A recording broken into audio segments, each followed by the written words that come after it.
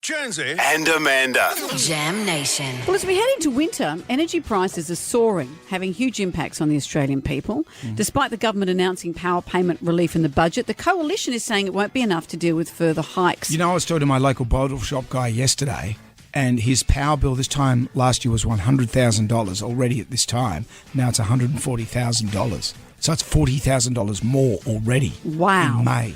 Well, nuclear power has been thrown into the conversation. The coalition says we need to consider it as a safe, reliable and cost-effective solution. The government is remaining anti-nuclear. But what does nuclear power mean for us if that option is on the table? Dr. Paterson is widely recognised as an international leader of nuclear science and technology and joins us now. Hello. Good morning. It's great to talk to you. Well, it's great to talk to you. Look, we've grown up in an era where we've had Fukushima, we've had Chernobyl. I remember all the concerts, the rock concerts, the no nukes. It seems terrifying that nuclear power's back on the table, but maybe it is time to discuss it. Well, I think we're quite late to that party. I mean, there are 40 countries in the world which are busy adopting nuclear power at the moment, and there's about 38 countries that have got it. And so if we have to join the back of that queue, we might have to wait quite a while, and that'll be really, really bad for what we do to the environment. So on the pros and cons side, on the pros, it doesn't burn fossil fuels. On the cons, how do you deal with the waste and the danger, which is so terrifying? Yeah. So basically, if you, for your whole life with your whole family, used only nuclear power, including to drive a new electric vehicle and so on, you'd be responsible for about a fistful of nuclear waste. If you were to do that with coal, you'd be responsible for about 3 kilograms of coal ash every day of your life. Wow. So which are you going to choose? The highly concentrated, easy to manage. It's being managed all over the world. I mean, people, in fact, in Finland, they've opened their first waste repository. In Finland today, their electricity, let's have a quick look here, 46 grams of carbon intensity in their electricity. If I let's have a quick look at New South Wales, 681 grams. So for every kilowatt hour of electricity that we are burning in New South Wales today and using as electricity, we're producing more than half a kilogram of coal. And a lot of that will be waste. Now, that's really, really high. South Australia, which is our renewables capital, at the moment is doing 427 grams. Not very good.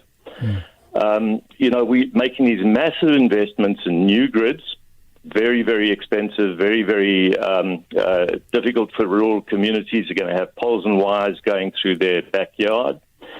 And we could, with the money that we're spending on the grid, we could begin to really reduce our carbon footprint and change the world. So South Australia at the moment, half a kilogram of essentially waste produced from coal for every kilowatt hour that they're using. What would a fistful of nuclear waste do if it was, say, just fell off the back of a truck? Yeah, okay, so basically, even if it fell off the back of the truck, nothing would happen because it's always contained in multiple layers of support. In fact, you could go out onto the internet and looking at a high-speed train crashing into a container of nuclear waste and the train loses, right? So this is really easy to contain. The volumes are very small compared to what we're used to, and so I always say to people that the problem of nuclear waste has been solved, and it's been solved for many years. However, the meme, the Simpsons meme and the scary stuff seems to live in our minds, even if we didn't experience it. I mean, I've spoken to people who were born after Chernobyl, and they really, really worried about it.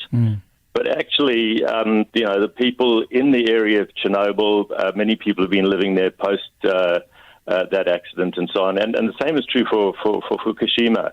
It was a really big mistake by the people who placed that plant too close to where there could be a big tidal wave. But Fukushima was a tidal wave, and nobody in the plant died. But we've forgotten, the 18,000 people who died from the tidal wave. But we talk about Fukushima all the time. So it's a lock-in effect. But the great benefit of nuclear is that it's really, really low carbon, and it's always on. You're not depending on weather-dependent sources. I mean, most people don't know that there's been a wind fail in Europe this year. Europe this year has got 15% less wind than last year. Just year to year, wind is unreliable. From the morning to the afternoon, wind is unreliable. The sun goes down at night. And so we should be looking for a future where energy is one of the things that goes back into the wall and is one of the smallest amounts on your bill at the end of the month.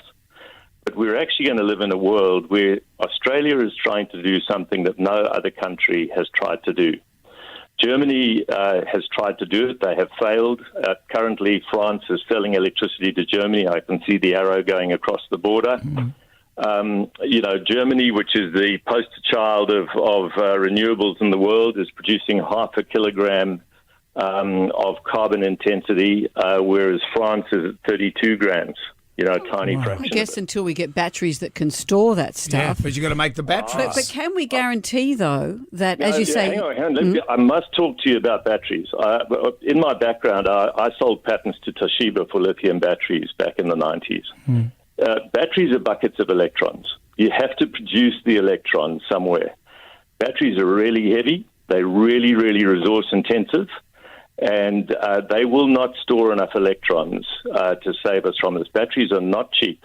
They are literally very expensive buckets. So we're doing two things that are expensive. We're going to try to bet on batteries, and we're betting on a longer, thinner grid right across the rural and regional parts of Australia where people currently go for tourism and where they'll now go to watch the poles and the wires.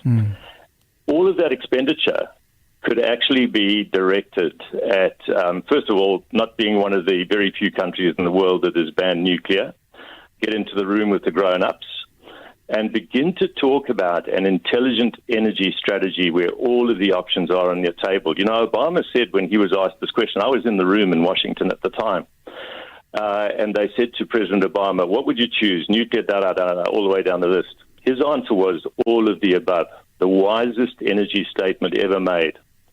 If we don't have all the options, we don't have all of the possibilities of the best future for Australia. We've got a crazy ban, which is imposed at a moment of fear across the country. If we were a grown-up democracy, we would say you don't ban things that are part of the future of now going to be nearly 100 countries which will have nuclear in 20 years' time. If we're still talking about the ban and building bigger grids or thinking that batteries are going to solve the problem, we're not talking to the scientists and engineers who really understand this. I'm so passionate about the idea, not that we force nuclear on people, but that we have an option to choose. If we choose, once the ban is lifted, not to have nuclear, that will be the future that we decide to have for ourselves. But we can't even decide that future. We're meant to be one of the greatest democracies in the world. And yet the democratic right to choose the lowest carbon, safest form of electricity in the world, where everybody else is building it, we denied that. And we denied it with spin. We're not denied it with reality. We will never be a 100% renewables country. The laws of physics and the laws of engineering do not permit that. That's what we're being sold.